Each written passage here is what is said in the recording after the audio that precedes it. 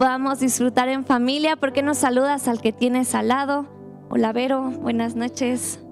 Buenas noches, Mari. Dale un abracito, ahí un apapachito al que está a un lado de ti, regálale una sonrisa. Pues familia, qué bendición poder estar todos aquí juntos, sean bienvenidos todos. ¿Hay alguien que nos visite por primera vez? No, todos somos de casa. Bueno, pues si tú estás viendo esta transmisión por primera vez, sé bienvenido. Dios tiene planes, Dios tiene sueños y tú eres parte de ellos. Si vienes por primera vez y te dio un poco de pena levantar la mano, pues sé bienvenido también.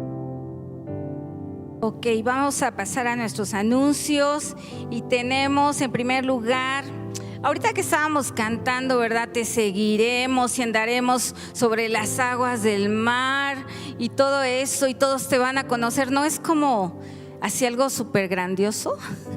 ¿Creen que pase naturalmente nada más esto? Todo lo que cantamos y confesamos son oraciones hechas. Bueno, ¿por qué voy a esto?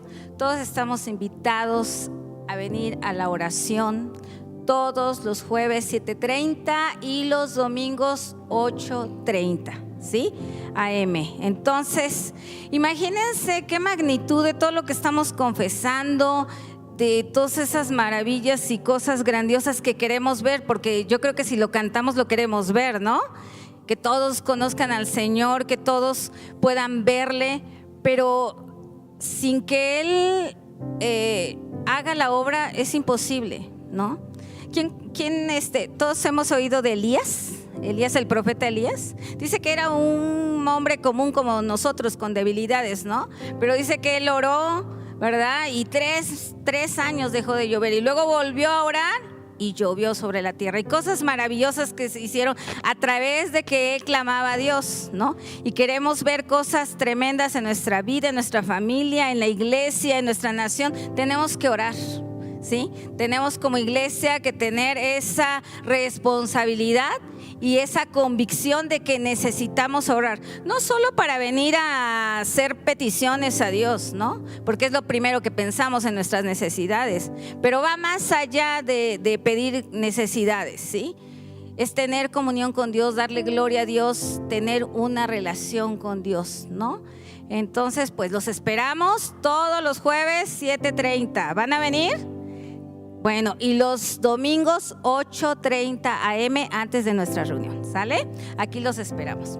Y así como las reuniones nos ayudan a crecer en nuestra fe, ¿sí o no? ¿Verdad? En cada momento Dios habla algo diferente, pero también tenemos otras herramientas. Por ejemplo, tenemos nuestro libro del mes que se llama Cautivados por la Gracia, del doctor David Jeremiah, y te animamos a que puedas acercarte a la librería, a que puedas comprar este material, que no solamente, pues sí, tenemos nuestra lectura de la palabra y esto es increíble, tenemos nuestra lectura del TCD, pero también hay material que nos puede ayudar en otras áreas de nuestra vida, ¿verdad? Entonces, pues te animamos a que puedas pedir informes sobre el libro del mes. Ok, y todos los papás que tienen niños pequeños tienen su devocional el sábado a las 10:30 AM, ¿sí? Si tú conoces a algún papá que tiene niños pequeños y no vino el día de hoy, corre la voz, por favor, y los esperamos 10:30. ¿Y dónde están los jóvenes? Ay, muy bien, no me fallaron el día de hoy. Pues fíjense que tenemos una kermés el 17 de febrero. Tiene una cuota de recuperación de 50 pesitos.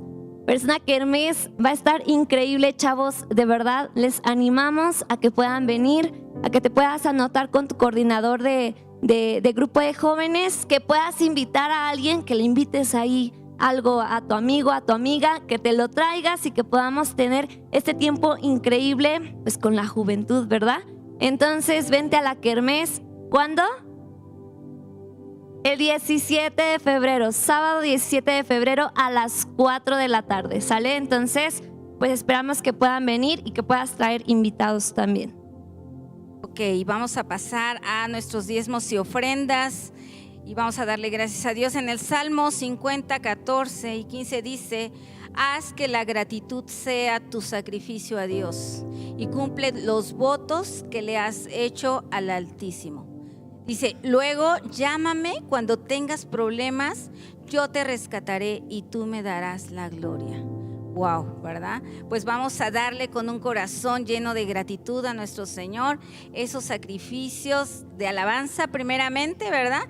Y luego si tú prometiste o has dispuesto en tu corazón darle al Señor ofrendas y diezmos, promesas, vamos a dárselas, ¿sí? Señor, te damos gracias, Padre, por estos diezmos y estas ofrendas, Padre. Gracias, Señor, porque tú nos provees, Señor, de cada cosa que necesitamos, Dios. Ayúdanos siempre a tener un corazón lleno de gratitud, Padre.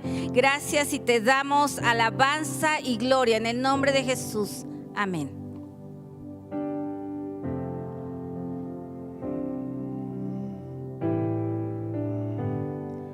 A vencer la ofensa con perdón, la violencia con misericordia, a soltarnos de todo temor y saber que es tu reino aquí.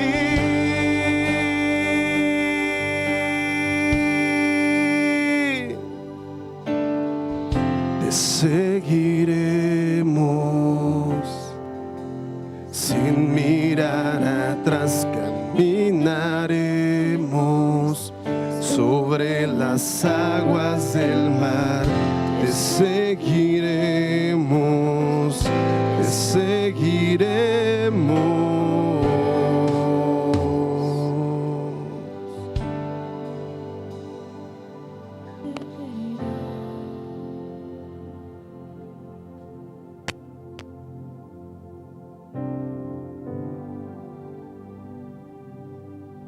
¿Cuántos estamos verdaderamente dispuestos a seguirle? Torres Kids, ¿qué quieren Torres Kids? ¿Salen los niños? Ok, ahí están parándose de cabeza. Ok, los niños pueden salir, allá está el equipo de Torres Kids. Muy bien. Pues buenas noches. ¿Cuántos estamos dispuestos a realmente seguir a Jesús? De verdad que le digo, Señor, yo te voy a seguir.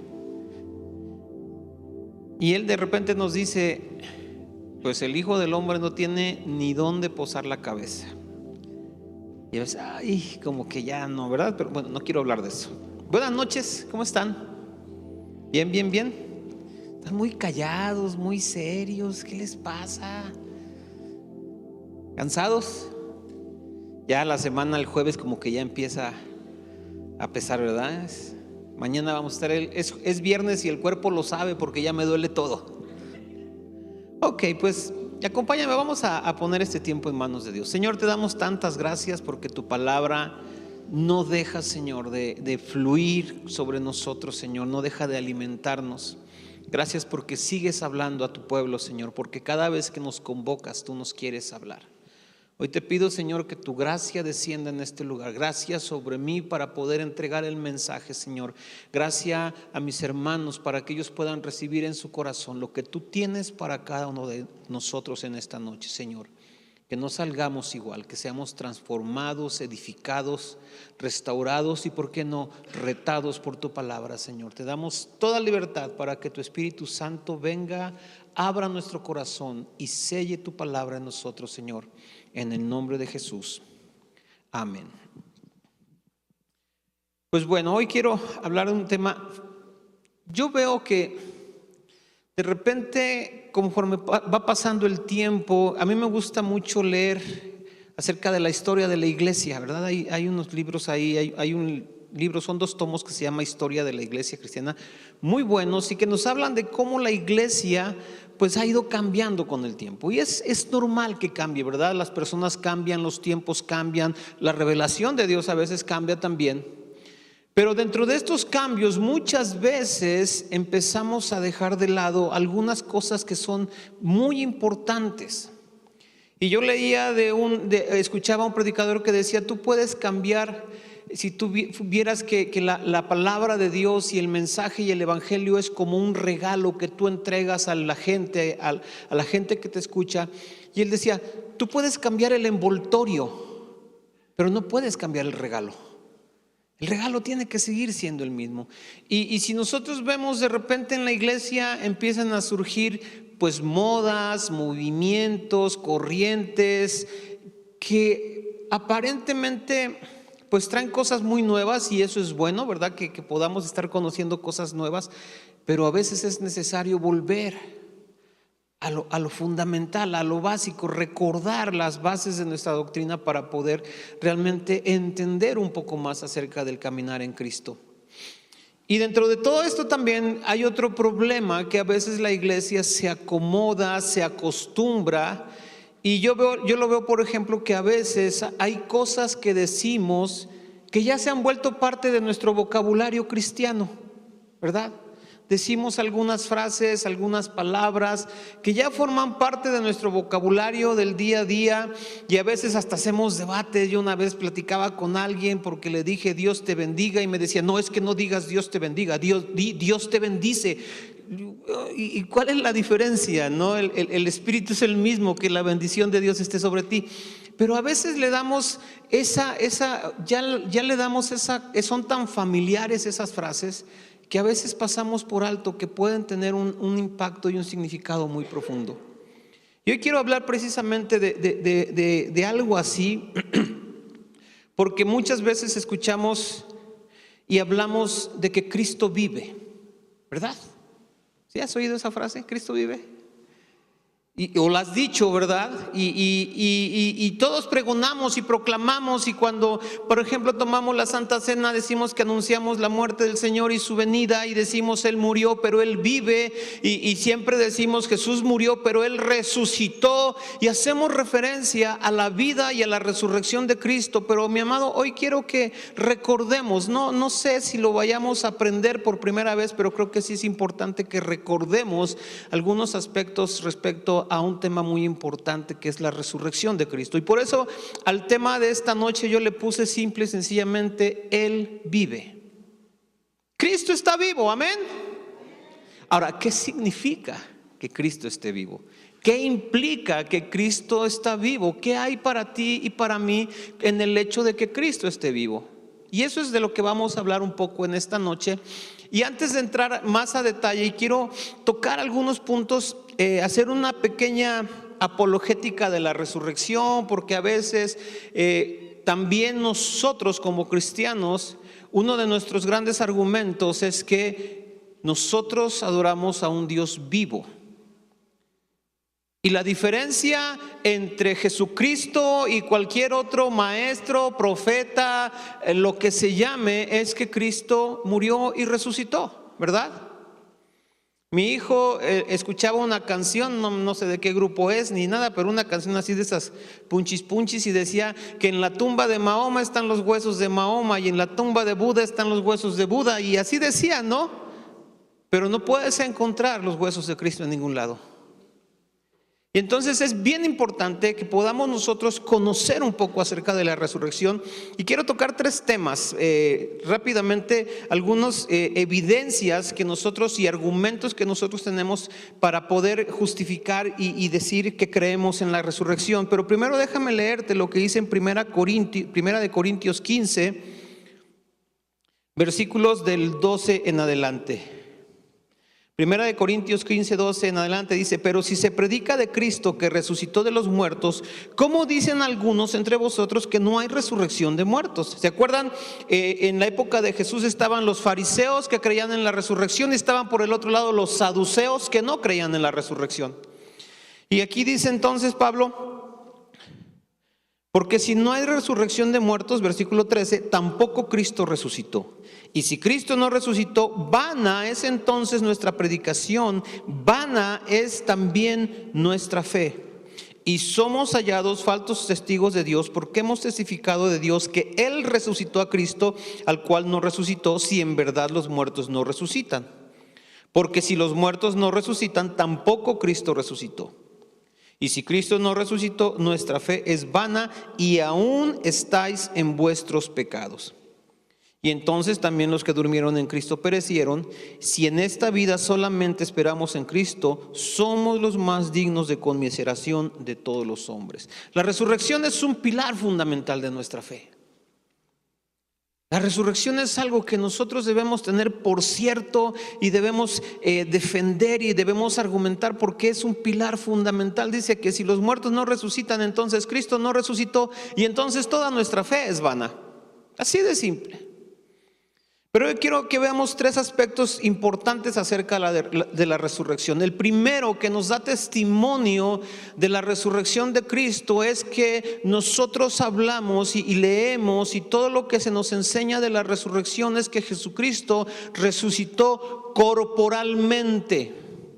Es decir, no fue una visión que alguien tuvo, pues el Señor me mostró que ya resucitó y ya se subió al cielo, o un ángel vino y me reveló. Sí, los ángeles le dijeron a las mujeres cuando fueron a la tumba, ¿verdad? ¿Por qué buscáis entre los vivos al que muere? Y les dijeron, Él ha resucitado como os lo anunció, pero después lo vieron corporalmente, ¿verdad? Vemos por ejemplo en Juan, en el capítulo 20, en los versículos 27, cuando se apareció a los discípulos, pero Tomás no estaba.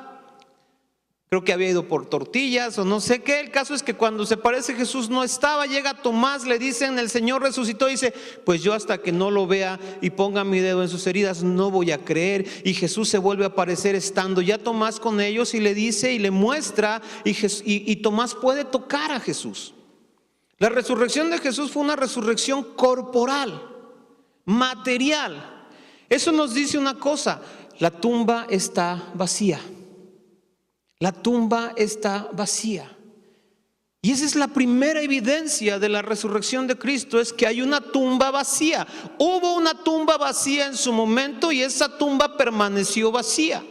Y hay muchas gentes que han tratado de desvirtuar esto, pero la verdad es que no ha habido un solo argumento sólido que pueda contradecir o derribar el argumento de la tumba vacía. Los mismos sacerdotes trataron de sobornar a los guardias que estaban cuidando la tumba para que dijeran que los discípulos habían venido y habían robado el cuerpo. Pero el hecho de que Jesús se haya mostrado corporalmente echa abajo cualquier teoría del robo del cuerpo. Porque ponle tú, ok, fueron y se robaron el cuerpo. ¿Cómo hicieron para que ese cuerpo después se manifestara materialmente en otras ocasiones posteriores? Imposible, porque si ellos se llevaron el cuerpo quiere decir que Jesús seguía muerto, ¿verdad? Otros dicen, por ahí leí unos argumentos medios raros que decían, no, es que Jesús estuvo con los esenios y aprendió técnicas de esos que controlan la respiración, entonces paró su corazón para simular su muerte y ya estando en la tumba pues él salió. ¿Te imaginas después del castigo tan brutal que recibió, que alguien pueda levantarse, mover una piedra y sanar de sus heridas al tercer día? Tantas cosas que nos pueden decir, pero lo cierto es que no hay un solo argumento contundente que nos derribe el hecho de que Jesús salió de la tumba, corporalmente se manifestó a sus discípulos, lo vieron, lo palparon, incluso comió. ¿Verdad? En el capítulo 21 de Juan se les aparece en el lago de Tiberíades y los llama y les dice traigan los peces, y cuando ellos llegaran a la orilla él ya había prendido fuego, ya tenía peces ahí en las brasas y ya tenía pan, y más adelante dice que después de que comieron, ¿verdad?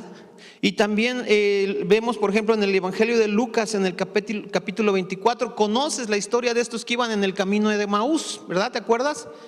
Y va él y se les empareja en el camino y empieza a platicar con ellos. Y cuando lo reconocen, cuando están cenando. O sea, tan resucitó corporalmente que le daba hambre.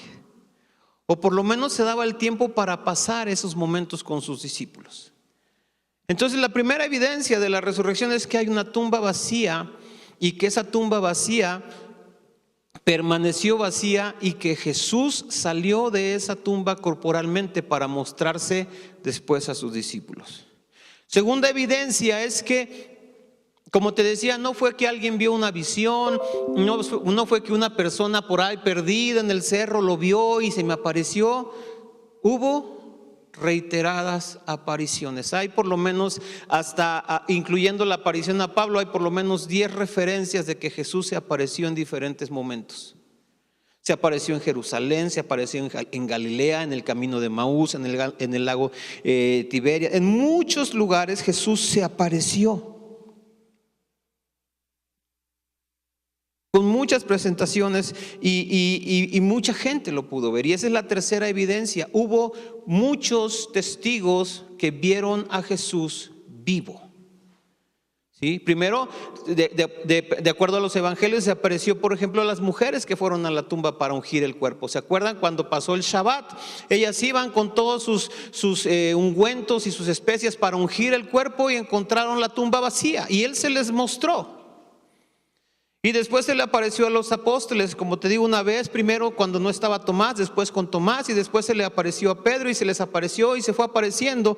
E incluso vemos que en Primera de Corintios, en el capítulo 15, en donde estamos, fíjate lo que dice en el versículo 6. Después apareció a más de 500 hermanos a la vez, de los cuales muchos viven aún y otros ya duermen.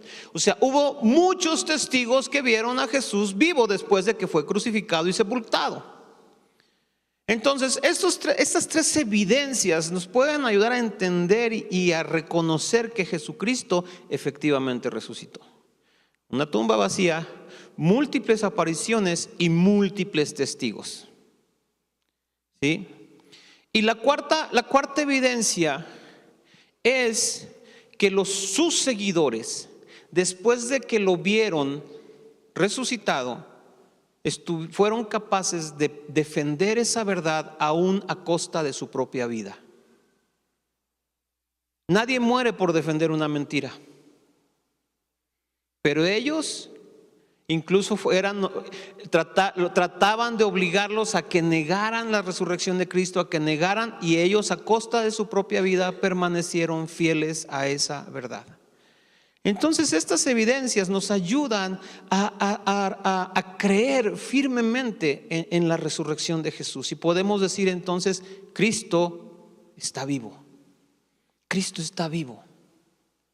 Hay evidencias, hay argumentos que podemos tener que nos pueden ayudar a defender esta verdad. Y es un hecho innegable, Cristo está vivo. Pero como te preguntaba hace un momento, ¿y eso qué? ¿Y ahora qué? Tuvimos un curso por parte de mi trabajo estuvo muy padre porque era un curso que hablaba acerca de contar historias. Y decía que tú tienes que llevar una historia y tienes que hacer que la gente entienda la historia hasta el punto de que se la apropie y signifique algo para esa persona. Y entonces decíamos alguna cosa y el facilitador decía, ajá, ¿y? Y tratabas de explicarle y decía, ajá, ¿y? Y entonces si yo te digo que Cristo vive, la siguiente pregunta, ajá, ¿y? ¿Qué representa y qué significa para ti y para mí el que Cristo esté vivo? Y hoy vamos a hablar 3 cosas que representa y que significa el hecho de que Cristo esté vivo. Lo primero que significa que Cristo esté vivo, que Cristo vive, ¿qué significa? Lo primero de lo que nos habla es que Cristo efectivamente es quien Él dijo que era. Él dijo de sí mismo muchas cosas. Él dijo, yo soy la resurrección y la vida, yo soy la luz del mundo, y les dijo, yo soy el buen pastor y yo soy el pan de vida, y muchas cosas dijo acerca de sí mismo. Y también dijo, derriben este templo y al tercer día lo levantaré de nuevo, ¿verdad? Y después a sus mismos discípulos les decía, y lo vemos en el capítulo 16 de Mateo a partir del versículo 21, y les anunciaba lo que habría de venir. Vamos a Mateo 21 para leer lo que Jesús decía de sí mismo. Mateo 16, 21.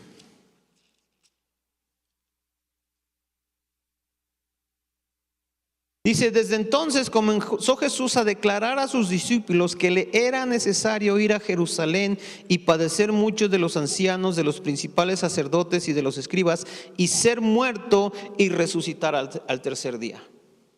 Todo lo que Jesús hablaba de sí mismo se convierte en verdad en el momento en que Él resucita, en que Él es levantado de entre los muertos, y entonces todo lo que Él era tuvo sentido. La muerte de Jesús hizo dudar aún a sus propios discípulos. ¿Verdad? Pues se dispersaron, se fueron, estaban escondidos, temerosos porque el maestro había muerto. Pero la resurrección de Cristo vino a corroborar y a confirmar y a demostrar que todo lo que él había dicho y entonces todo lo que las escrituras habían hablado de él era cierto. En otras palabras, lo que la resurrección de Jesucristo nos dice es que efectivamente Él es el Cristo, el Hijo del Dios viviente, tu Salvador y mi Salvador. Eso es lo que nos dice la resurrección, nos comprueba, nos corrobora, nos certifica que Jesucristo es el Mesías, que es el Hijo de Dios. Y entonces yo entiendo en quién estoy creyendo y entonces mi fe se aviva y mi fe se activa porque entiendo que no estoy nada más creyendo en una historia o en una leyenda o en las enseñanzas, porque déjame decirte, si nosotros separamos las enseñanzas de Cristo de la persona de Cristo, pues nos queda filosofía nada más. Porque si Cristo no hubiera resucitado, ¿qué quiere decir? Que Él no es quien dijo que era. ¿Qué quiere decir? Que Él no es el Hijo de Dios, que Él no sería el Redentor del mundo, que Él no sería el Mesías. Y entonces, ¿en qué lo convierte? Solo hay dos alternativas: o estaba loco o era un mentiroso. Y entonces las enseñanzas de alguien que está loco o de un mentiroso, pues como que ya no son muy confiables, ¿no? Ya dices, pues ya no dan tantas ganas de seguirlas. Pero por cuanto Él resucitó, Él es quien dijo que era, y entonces yo puedo abrazar su doctrina y sus enseñanzas y su evangelio y permanecer en Él porque sé que todo eso es verdadero. Jesucristo en su resurrección nos muestra que efectivamente Él es el Hijo de Dios. ¿Vamos bien? Segunda cosa que implica la resurrección de Jesucristo.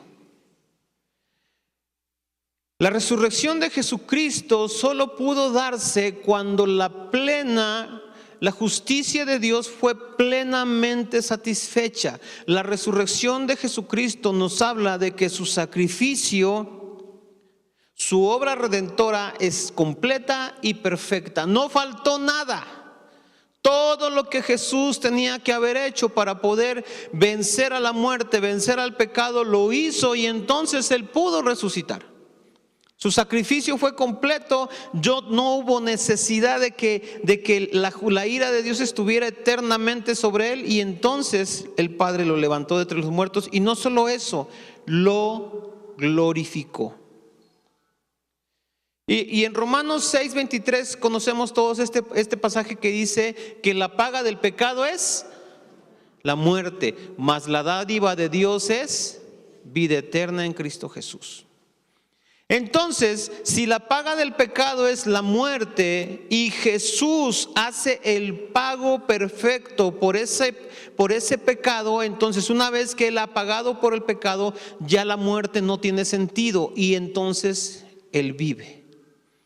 ¿Sí? Y si leemos Filipenses 2, del 5 al 11, nos habla aquí de Pablo está exhortando a los filipenses a que tengan el mismo sentir que hubo en Cristo Jesús, ¿verdad? ¿Te acuerdas que dice se despojó? Perdón, 2, 5, 11, acá está. Dice, haya pues en vosotros este sentir que hubo también en Cristo Jesús, el cual, siendo en forma de Dios, no estimó el ser igual a Dios como cosa que aferrarse, sino que se despojó a sí mismo, tomando forma de siervo, hecho semejante a los hombres, y estando en la condición de hombre, se humilló a sí mismo, haciéndose obediente hasta la muerte y muerte de cruz. Versículo 9, por lo cual Dios también le exaltó hasta lo sumo y le dio un nombre que es sobre todo nombre, para que en el nombre de Jesús se doble toda rodilla de los que están en los cielos y en la tierra y debajo de la tierra, y toda lengua confiese que Jesucristo es el Señor, para gloria de Dios Padre. El propósito, la obra de Jesús está completa gracias y nos lo certifica su resurrección. Hizo todo lo que tenía que hacer, no quedó nada pendiente, el pecado fue cubierto y pagado en su totalidad. El Padre aceptó completamente el sacrificio del Hijo y tanto lo aceptó que entonces Él dice que lo exaltó hasta lo sumo. Y entonces el Padre lo levanta de los muertos y lo exalta y dice: ahora toda lengua confesará que tú eres el Señor y toda rodilla se doblará ante ti. La resurrección nos habla del señorío de Cristo.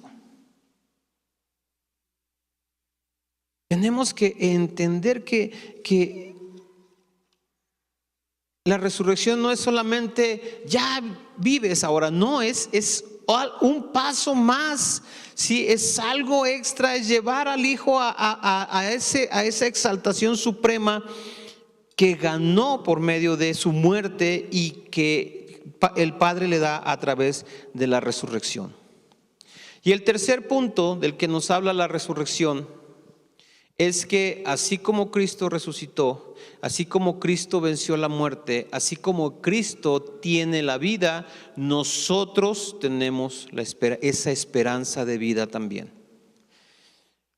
Dice en 1 Corintios 15:20 que Jesucristo resucitó y Él es la primicia de los que duermen. Él es la primicia, es el primero, es el que resucitó para vida eterna. Tenemos otros casos de resurrección en la Biblia, pero todos ellos se volvieron a morir, ¿verdad?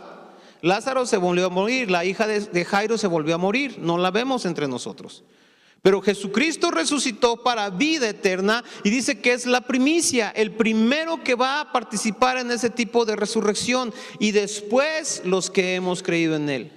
La resurrección de Cristo me da a mí la certeza de que puedo esperar mi resurrección en los días postreros. Dice Romanos 8:11, acompáñame Romanos por favor. Dice: y si el espíritu de aquel que levantó de los muertos a Jesús mora en vosotros, el que levantó de los muertos a Jesús vivificará también nuestros cuerpos mortales por su espíritu que mora en nosotros. Y vamos más adelantito ahí en Corintios, regresamos al capítulo 15 y en el versículo 22, no.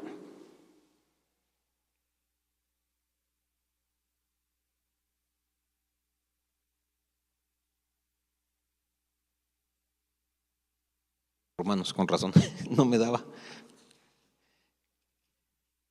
15:22 dice: porque así como en Adán todos mueren, también en Cristo todos serán vivificados. Nuestra esperanza en la vida eterna se centra y se fundamenta en dos cosas, mi amado: la redención de nuestros pecados por el sacrificio de Jesús y Él es la primicia en la resurrección. La muerte de Jesús nos da la posibilidad de poder acceder a la vida eterna y la resurrección de Jesucristo nos confirma que existe esa vida eterna y que podemos nosotros esperar por ella. Por eso Jesús decía en Juan 11, versículos 25 y 26, dice: yo soy la resurrección y la vida. Y dice: y el que cree en mí, aunque esté muerto, vivirá. Y el que crea en mí y muera, no morirá para siempre. Y esa es la esperanza que tenemos tú y yo. Que el que cree en Él, aunque esté muerto, vivirá. Pero si nosotros creemos en Él, aunque muramos, dice, no moriremos para siempre. Llegará el momento en que resucitaremos con Él y podamos nosotros disfrutar de esa vida eterna. Pero no es nada más el hecho de que Jesús nos ofrezca la vida eterna después de que muramos, sino que la vida de Cristo está disponible para nosotros. En Gálatas 2:20 Pablo dice que ya no vivo yo, sino Cristo vive en mí. Y eso es un maravilloso. El que Cristo viva no significa nada más que está vivo sentado a la diestra del Padre, sino que en este caso Él vive también en mí. Ya no vivo yo, sino Cristo vive en mí. Porque un poquito antes dice: porque con Cristo estoy justamente crucificado. Y si yo participo de la muerte de Cristo, voy a participar de la vida de Cristo. Y cuando hablo de participar de la muerte de Cristo, quiero decir que mi viejo hombre, mi naturaleza de pecado está crucificada. El viejo hombre murió para que pueda nacer un nuevo hombre, que ese hombre tiene la expectativa de una vida eterna con Él. Y esa es nuestra esperanza. Si Cristo no hubiera resucitado, ¿cómo nos podía ofrecer vida eterna? Pero entonces necesitamos entender estos 3 puntos. Cuando Jesús resucita, uno, está certificando quién es Él. Segundo, está recibiendo el aval del Padre de que su obra redentora, de que su sacrificio es perfecto, está completo y es suficiente, no necesita hacer nada más. Y tercero, cuando Jesús resucita, nos da a nosotros la esperanza de la vida eterna, que podemos resucitar con Él, que vamos a poder reunirnos y estar en esa eternidad con Él. Cuando yo digo Cristo vive, tengo que entender todo lo que implica. Porque si yo digo Cristo vive, también déjame decirte, y quiero dar una palabra de advertencia. Porque pues todos vemos, y esta es la parte bonita del Evangelio, ¿no? Que nos ofrece esperanza, que nos da una expectativa de vida eterna, de salvación, de perdón. Pero el que Cristo esté vivo también significa que si nosotros no abrazamos la verdad, que si nosotros no lo recibimos a Él, entonces podemos enfrentar juicio. Entonces, así como al decir que Cristo vive me afirman las verdades de su resurrección, la verdad de que Él es el Hijo de Dios efectivamente, de que su obra propiciatoria a mi favor está completa y de que yo puedo tener la vida eterna, también me habla de que el juicio anunciado para aquellos que no creen en Él es una realidad. Y esto, mi amado, debe ser para nosotros un llamado de atención, para poder entender la importancia de poder anunciar y predicar y compartir el Evangelio a las personas. Porque no hay de otra, o tienes la vida en Cristo o tienes la condenación sin Cristo. Y a veces contemplamos la vida y contemplamos la salvación y contemplamos la redención y nos gozamos, y qué bueno que nos gocemos, pero también necesitamos voltear al otro lado y ver el juicio y la ira de Dios que está reservado para todos aquellos que no le reciben, y que nuestro corazón sea movido a misericordia para poder alcanzar a esas personas. Que podamos nosotros ser diligentes.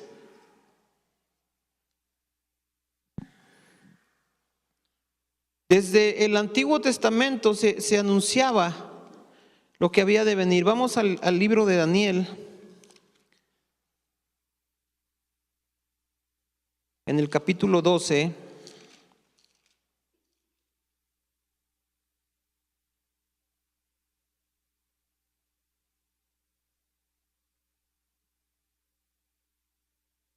Dice: y muchos de los que duermen en el polvo de la tierra serán despertados, unos para vida eterna y otros para vergüenza y confusión perpetua. Esto habló el profeta Daniel. Ahora vamos a Mateo 25, por favor.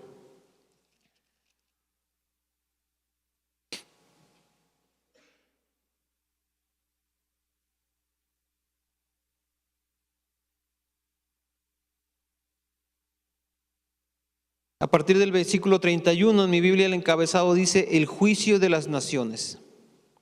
Y dice: cuando el Hijo del Hombre venga en su gloria y todos los santos ángeles con él, entonces se sentará en su trono de gloria, y serán reunidas delante de él todas las naciones, y apartará a los unos de los otros, como aparta el pastor las ovejas de los cabritos.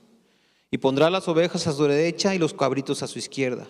Y entonces el rey dirá a los de la derecha: venid, benditos de mi Padre, heredad el reino preparado para vosotros desde la fundación del mundo.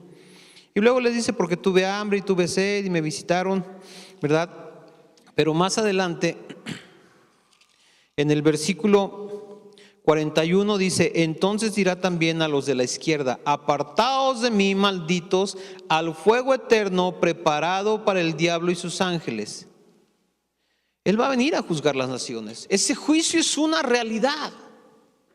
Y nosotros como iglesia estamos llamados a estar haciendo todo lo que esté a nuestro alcance para que la gente se libre de ese juicio y pueda venir a gozar la esperanza que nosotros tenemos, la salvación de la que nosotros disfrutamos, y pueda vivir juntamente con Cristo. En Apocalipsis 20 también habla de este juicio a las naciones. Si quieres acompañarme. Si me pueden apoyar los músicos, por favor. Vamos a ir cerrando.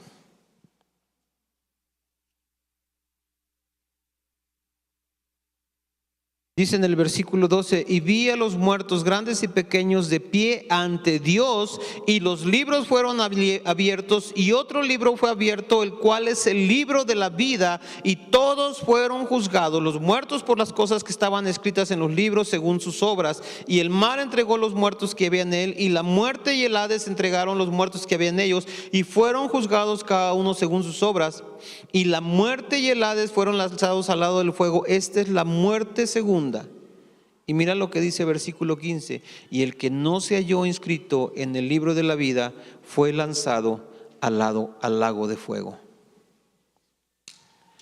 Decir Cristo vive, mi amado, es mucho más que celebrar. Decir que Él vive, anunciarle a la gente que Él vive, es buscar que ellos puedan creer en Él de la manera en que tú y yo le hemos creído, y recibir la salvación que tú y yo hemos recibido, y recibir la vida eterna que tú y yo hemos recibido. Necesitamos entender que si Cristo murió, fue por causa de todos nosotros, y si Cristo resucitó, fue para todos y cada uno de nosotros. Te invito a que te pongas de pie. Vamos a orar.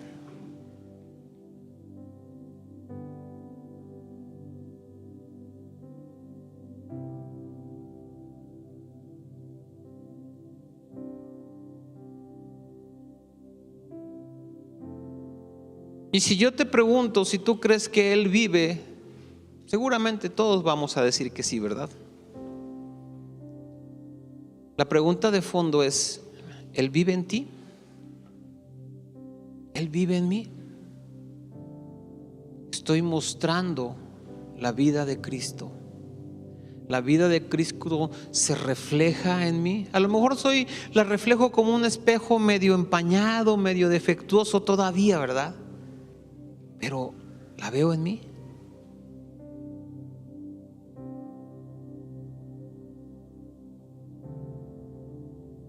Y vamos a pedirle primeramente que realmente podamos tener su vida y que podamos vivir juntamente con Él. Y Señor, te damos tantas gracias. Reconocemos, Señor, reconocemos que tú vives, que tú moriste por nuestros pecados, pero resucitaste y hoy estás vivo, Señor. Estás vivo, estás sentado a la diestra del Padre y estás vivo, Señor, y también estás vivo para nosotros y en cada uno de nosotros, Señor, para que podamos vivir por ti y vivir para ti. Porque la paga por nuestro pecado, Señor, era la muerte. Pero la dádiva del Padre es vida en ti, vida eterna, vida abundante en ti, Señor. Podamos entender, que podamos vivir esta realidad, Señor. Que no lo tomemos solamente como algo que leemos o que decimos o que vemos o escuchamos, sino que sea una verdad afirmada en lo más profundo de nuestros corazones, que tú eres el que vive por siempre, el alfa y omega, principio y fin. Y ayúdanos también a entender, Señor, que así como en tu resurrección hay vida para cada uno de nosotros, Señor, ayúdanos a entender también el hecho de que la gente que no te conoce, la gente que no te recibe, Señor, no tiene esa vida y puede estar en riesgo de perderse y pasar una eternidad apartados de ti, Señor, separados de ti en una condenación eterna. Que tu iglesia no se canse de proclamar a ese Dios vivo, que tu iglesia no se canse de proclamar que Jesucristo murió y resucitó y hoy está vivo, y esa vida está abierta y disponible para cada uno de nosotros, porque Él es el camino, la resurrección y la vida, y porque Él es la resurrección y la vida, Señor, y a todos aquellos que en Él creen, aunque estén muertos, vivirán. Así como yo estaba muerto en mis pecados, Señor, y tú me trajiste a vida, así también, Señor, me resucitarás en el día postrero. Pero no queremos conformarnos con tener la vida para nosotros, sino queremos anunciarla, proclamarla, compartirla, y que todo el mundo se entere que Él vive. Que podamos anunciar: Él vive, Él está vivo, Él fue crucificado, Él murió, Él fue sepultado, pero la muerte no le pudo retener y se levantó al tercer día y hoy está vivo. Y Él vive en su iglesia y vive en cada uno de nosotros. Que podamos vivir para ti. Y te invito a que podamos cantar esta canción, anunciando que Él vive.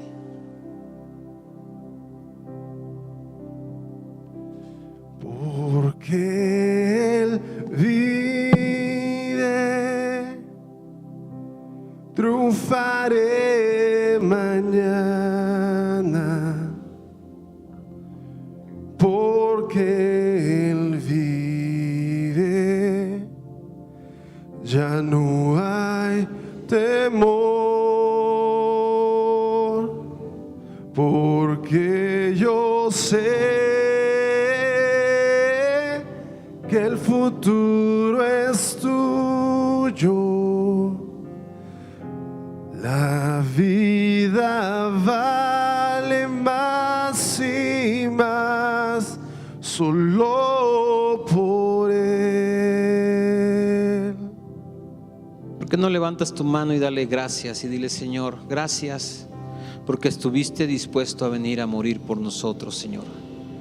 Gracias porque en tu muerte ganaste el perdón para cada uno de nosotros. Gracias porque por tu muerte, Señor, tú nos redimiste, nos rescataste y compraste el perdón que tú nos das. Y gracias, Señor, también porque en tu misericordia nos has redimido y nos has rescatado.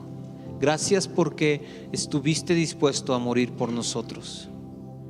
Pero levantamos nuestra voz para proclamar que tú vives, Señor, y que tú estás sentado a la diestra del Padre, Señor, y que tu vida, Señor, hoy está en cada uno de nosotros. Ayúdanos a vivir por ti y a vivir para ti, Señor, y que podamos rendir todo nuestro ser a tus pies. Y ayúdanos también, Señor, a que nuestro corazón se conmueva por aquellos que no tienen la vida, que no han conocido la vida, Señor, que no han recibido la vida. Aquellos que caminan en tinieblas, Señor, perdidos, muertos en sus pecados, Señor, muertos en toda su maldad, caminando, Señor, hacia un destino eterno de condenación y de juicio.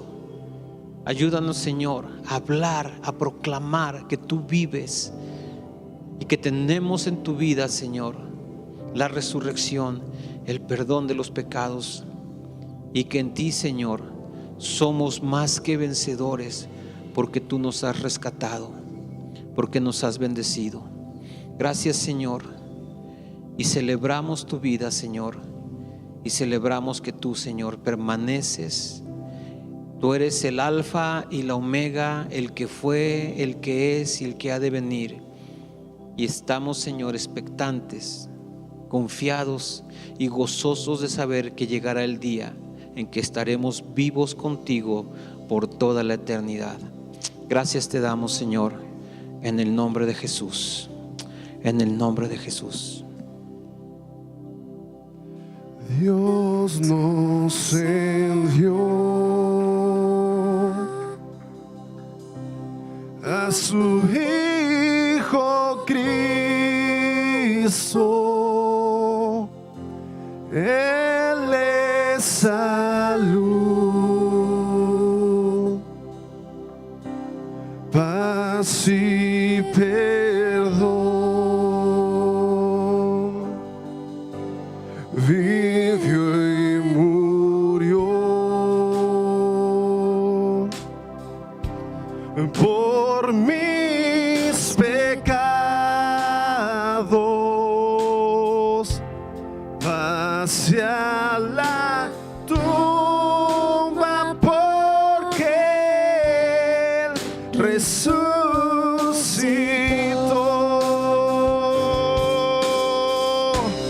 porque Él vive. Triunfaré mañana, porque Él vive. Ya no hay temor, porque yo sé que el futuro es tuyo. La vida vale más y más solo por Él, porque vive. Triunfaré mañana, porque Él vive. Ya no hay temor,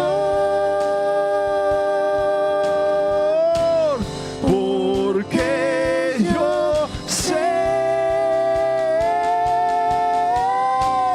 que el futuro es tuyo. La vida vale más y más solo por Él.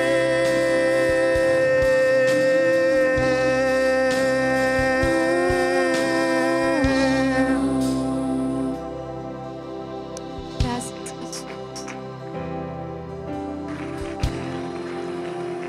¿Cuántos están convencidos de que Cristo vive? ¿Sí? Y luego, ¿qué vamos a hacer, iglesia? ¿Qué vamos a hacer? Estamos comprometidos a dar a conocer al Señor, porque diario, imagínense, pongamos a pensar, diario cuántas vidas se están yendo de verdad sin conocer al Señor. Y dice que su voluntad es que ninguno se pierda, pero diario, ¿verdad? Y es nuestra responsabilidad. ¿Cuántos nos vamos a hacer responsables? Tenemos familia, amigos, ¿verdad? ¿Cuántos vamos a hacernos responsables? Que Dios nos ayude para hablar, ¿verdad? Bueno, iglesia, gracias. Pues familia, estamos despedidos. Llévate esta palabra en tu corazón. Nos vemos el día domingo, 8:30 empieza la oración. Las 9 y las 12 tenemos nuestras reuniones. Que Dios les bendiga, que tengan buen regreso a casa. Buenas noches.